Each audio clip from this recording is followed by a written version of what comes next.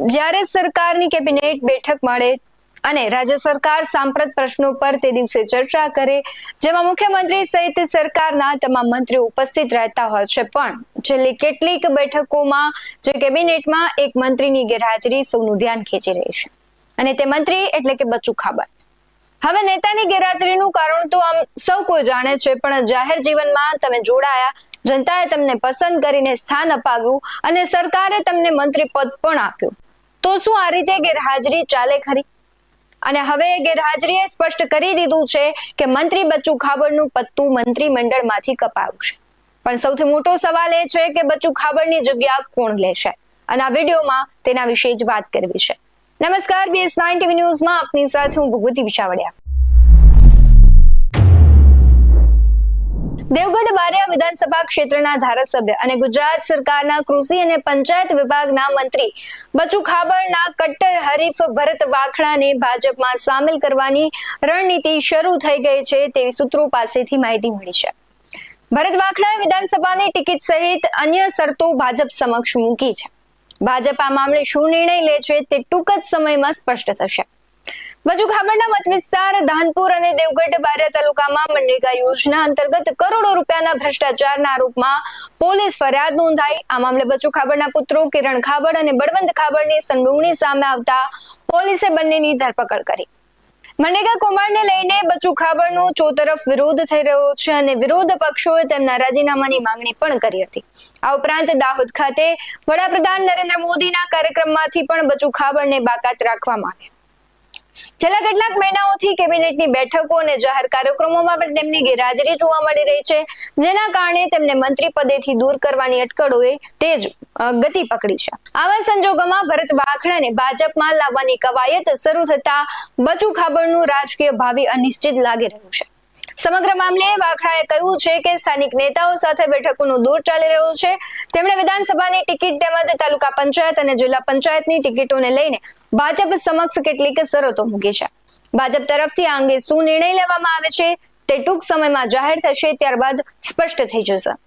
આમ તો ભરત વાખડા છે મૂળ કોંગ્રેસના દેવગઢ બારિયાના અગ્રણી નેતા તરીકે ઓળખાતા હતા. 2017ની વિધાનસભા ચૂંટણીમાં કોંગ્રેસે તેમને બચુ ખાબડ સામે ઉમેદવાર તરીકે ઉભા રાખ્યા, જેમાં તેમની હાર થઈ, પરંતુ તેમણે 33.19% મતો મેળવ્યા હતા.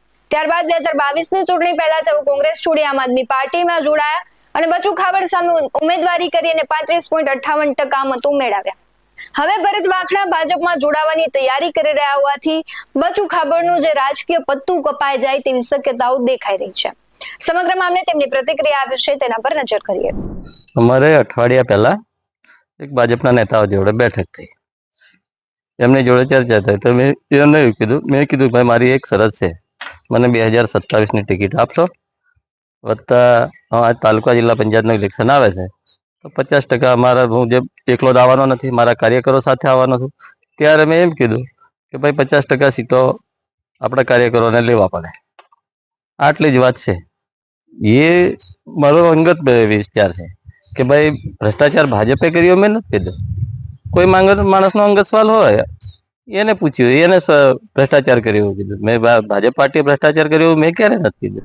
4 ટર્મના ધારાસભ્ય, 3 મુખ્યમંત્રીઓના મંત્રીમંડળ અર્થાત આનંદીબેન સરકારમાં 2.5 વર્ષ, તે પછી રૂપાણી સરકારમાં 5 વર્ષ અને વર્તમાનમાં ભૂપેન્દ્ર પટેલમાં 3.5 વર્ષ એમ પૂર્ણ દાયકાથી મંત્રી પદે રહેલા પંચાયત રાજ્યમંત્રી બચુ ખાબડને પરાક્રમી પુત્રોના પ્રતાપ મંત્રી પદ ગુમાવવું પડશે એ લગભગ નક્કી જ છે.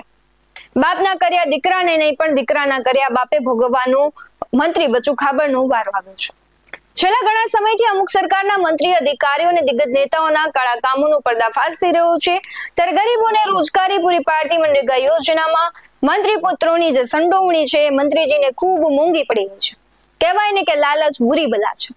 મંત્રી પુત્રોની લાલચ અને ભ્રષ્ટાચારની નીતિ મંત્રીજીને હવે ભારે પડી રહી છે. હવે મંત્રીજી મંત્રી તરીકે ગણ્યા ગાંઠિયા દિવસો જ સુધી હશે તેવી ચર્ચાઓએ વેગ પકડ્યો છે અને તે થોડા દિવસમાં ચિત્ર પણ સ્પષ્ટ થઈ જશે.